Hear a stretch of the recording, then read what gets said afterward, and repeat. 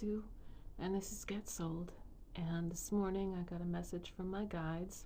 So I'm going to share that with you because once I got back home, it's been a complete fallout for me. And they want me to reel it back in and remember a few things that I knew when I was young. And the messages for today that they're asking me to talk about is faith, purpose, and surrender. It seems like I took on so much in this lifetime that there has to be a time now when, as I'm getting through it, maybe I can share some insight on how I got to this point, because I know a lot of people in my situation. In fact, I was tempted many times to do various things to alleviate the pain or pain from coming through what I came through. So I'll start by saying this way. When I came back here, I came back to, let's say, my old life, which was not supportive of my healing, understanding, my artwork, my need to support myself. So there's a lot of things that this life did not provide as being supportive, but I had to see that elsewhere to know. And the energies are such that everything that doesn't fit anymore because of how we're ascending is going to fall away. People, places, whatever, toxic relationships, whatever. So when I got back, I just got hit with everything, including my good old friend Ingrid there, who, she's not old, but my good friend Ingrid had texted me about eye drops, and that led to a whole rabbit hole down the eye drops I was taking were causing quite a bit of harm. I could feel it. I mean, my eyes were burning red every day, like I hadn't slept, for 3 days. But I was just so tired from all the other battles I was going through back in December, which I've talked about. Really deep stuff. It just seems like I'm just getting, like, standing in front of a machine gun and getting, plowed down or something. But I know, getting back to faith, purpose, and surrender, that those apply. So what's happening is I'm collapsing all of the old self-limiting ideas, especially after I purchased this course that I really technically couldn't afford, but it was a leap of faith on turning my, what I like to say, my wild child starving artist into a viable way of sustaining myself, which I never had before. It's always like, which came first, chicken or the egg? The brain goes round and round and round.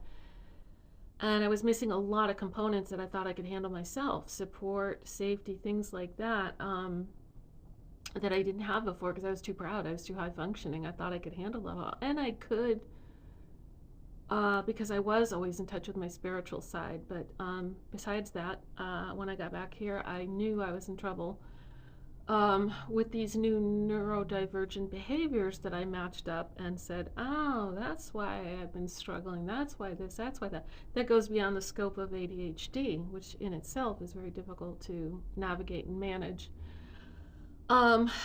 So, where am I now? So I've been trying to find somebody to fulfill that need, to help me work alongside myself, because I understand the spiritual part, but it's the human. I keep saying this. My spiritual side knows all the techniques, knows all the stuff. But when your human side, which has a biological effect and DNA and receptors and sensors and stressors and all that stuff, when that begins to become an issue, the spiritual side provides you with remedies, absolutely. But sometimes when you're in your head, you don't really want to think of those remedies. You just, the pain, the emotion, you get caught up in it. So all of these old themes, beliefs, limitations are being forcefully, in a sense, taken away by my soul. But I've got also, survival chakra, or root chakra survival issues going on where it's like sheer terror. I'm going to be on the streets. This brain will not work properly. I don't know how to be consistent, which is the number one thing to be in business. You know, you need consistency. And there's times I just shut down. And it's in those shutdown moments where I get scared and themes kick in and go, well, if you couldn't do it before, what's different now? Again, faith, purpose, and surrender. So, gosh. So my guides have let me know it's time to backtrack. It's time to kind of pull back the woe is me thing, which again was done with purpose. It was done to speak. It was done to get it out of my system. And whether anybody listened or not, as I always say, that's okay. The guides told me a long time ago, this is what I needed to do to start developing a sense of self, something I didn't have, and stop punishing myself, stop judging. So, okay. So what I'll do is I'll kind of backtrack, reel it back to my childhood. And I did take notes so that I wouldn't go off on too many tangents here. But so when I was a kid, I knew somehow that I was connected very deeply with spirit. So call me a starseed, call me empath, call me whatever you want. Just don't call me late for dinner. Oh, sorry. I love dinner. I love food. That's the Taurus in me, but that's another issue. So, okay. So I went off track a bit. So for me as a kid, I was so challenged and life was intolerable. It was not safe. It was not kind. But I knew somehow there had to be a purpose. Why? Why am I going through this? At first, as a child, you think you're bad. You're like, God, why am I so bad? What did I do wrong? And I remember at my 16th birthday, this is a little pathway off, is at 16, I remember tearing up over my birthday cake and just said, God, all I'm asking for is you to make me pretty. That's all I'm asking for. Because I guess in my household, maybe that would make things change. Maybe that would be better. Maybe somehow in life I'd get by better. Well, what I've learned through self-love is that he made me as I was supposed to be. What I did with it, that was up to me. So, fail. But, second half of your life is where you try to correct all those things. So, oh my God. So many times I tried to drown out that little voice as the pain got louder. But deep down, I had some kind of faith. Ding, ding, faith. So why did I have faith? Because I kept thinking over and over, there has to be a reason for this. I don't know if other kids think that way. Maybe other starseeds and empaths who came here to learn all this stuff, clear a lot out of the soul, to get on with things and then to teach others. I don't know. But for whatever reason, as a little kid, I knew there had to be a purpose. So I kept thinking, one day, I'm going to get all this together and, I'll talk about it, share how I got through it or something. But wow, I didn't expect every year to be filled with, excuse my language, shit. And challenges after challenges. I had little, rays of hope in there and sunshine every now and again, but it just always kept going back to the faith, the purpose, and surrender. The surrender thing was the hardest thing for me to do, because it's like if you don't have a sense of self to begin with, what do you surrender? How do you surrender what you don't have? What you don't know, right? So many times I just put myself at such high risk. I mean, the things I did was crazy. Like when I was pregnant, I had 3 photographers. That was wonderful. That was fine, doing, pregnancy pictures. None of them were out of line, but it was the fact that I met with one of them. I wasn't going to talk about this, but it's rather shocking. I went with one of them in my old Maverick that was all beat up, and I met him under an underpass in a town where there was nothing there. It was just like a bad part of town or something. And in the woods was an abandoned factory where he had some ideas, the lights coming in through the window, it would look cool across my belly and stuff. I went just, with my angels behind me, why are you taking this chance? And it was really stupid. He was fine. When I got back to my junky little Maverick, the battery had gotten stolen. But he was a gentleman and he bought me another one as I'm tearing up and crying. And he's probably thinking, wow, that certainly didn't pay. but, but I did things like that without any boundaries, without any alarms, without any thinking ahead. So, as many times as I wanted to not live, there were other times where I put myself in situations where I was protected. Like, wow. So that brings me back to purpose. There has to be a purpose why I was kept alive, why I was kept here. Oh man, I mean, I could have easily turned to drugs. I was fed drugs once, but it just didn't, I don't know. It's like my soul was like, nah, you're not going to have a propensity for that. So that didn't work. And I'm glad, because that would create a burden on other people, to try to sustain me. No judgment, please, for anybody out there struggling with it. No judgment. I'm just talking about what I've had to go through. So, wow. So I had like no ego that most people have to kind of like tick you off that, ding, ding, ding, this probably isn't your best judgment right now. But, anyways, uh, yeah. So surrender is kind of where I'm at now. Like I've known this for a long time, but I guess I must be really stubborn as a Taurus. I just must be really stubborn. I guess I am when it comes to getting help because everybody needs help getting through something. If we really understood all the different things running through us, in us, around us, things we can see, things we can't see, for instance, frequency, spirits, all the things that govern the universal laws, uh, electromagnetic energy. If we understood that on top of being a human, I mean, it's like no wonder why people, have a high failure rate in a sense, not in a judgment way, but just, have confidence issues, have self esteem issues, whatever, because there's a lot we trip over. There's a lot I tripped over.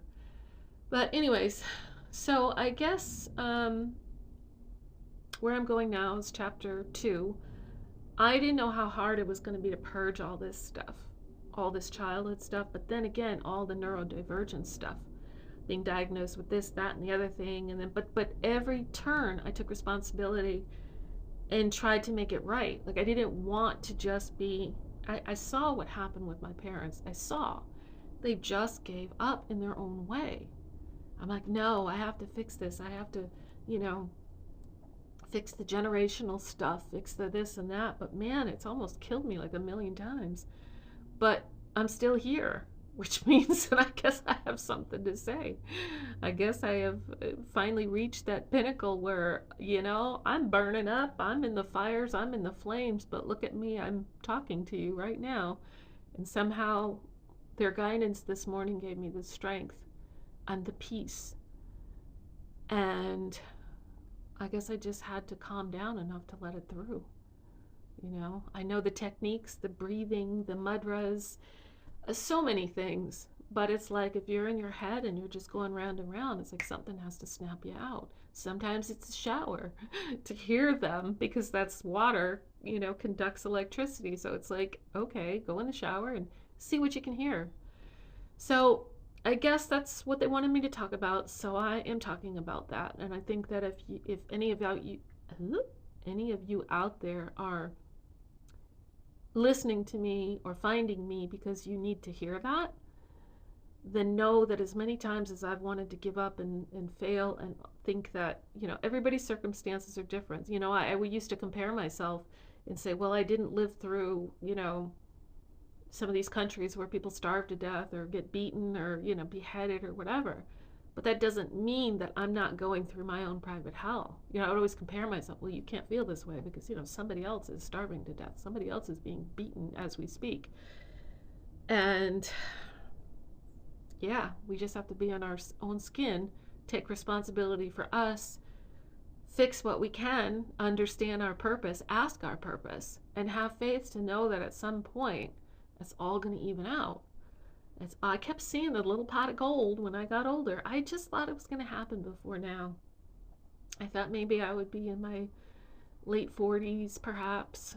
I just didn't expect it to take so long, but I think that's because I'm so stubborn, maybe. So don't be like me. Don't be stubborn. It doesn't work. It doesn't work. So please try to have faith. As many times as you want to give up, if this is you, maybe you're not this person, but there is a purpose for you to be here, especially now when we're all going through our stuff because we elected to be here. And I'll say this, I've heard many, many times, and no, we were chosen to be here.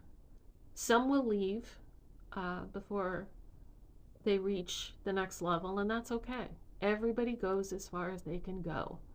But for some reason on the other side, I thought I was this, like super duper warrior, bitch, and I just like took on everything I could, not realizing that this planet full of density is like trying to do this stuff through mud, and then not understanding the purpose of emotion. I didn't understand that as a child. I stayed in it. I stayed in it thinking I was doing my duty for God. Like, I'm taking on the sadness, I'm taking on this and that. And no, no, we're just meant to feel it, understand why we're feeling it, release it. Boom. So, all right, that's my little more positive rant for today. I hope that helps. And I'm listening to my guides, and I know they want me to speak more about the how-tos and the teaching aspect or the healing aspect. Even if I'm burning up, even if I'm at my wit's end, I'm listening and I'm obeying, surrendering. Have a wonderful day, wonderful week, wonderful month, and let's do these energies. Let's just do what we gotta do. We need each other, and when we heal, it's that stone in the pond. It ripples out towards everyone else, and you help them, even if you can't believe it. And I have another story for you on another day with a guest regarding that, how much you can help somebody just by going into your heart space and allowing your guides or your higher self to speak to another in who needs your help.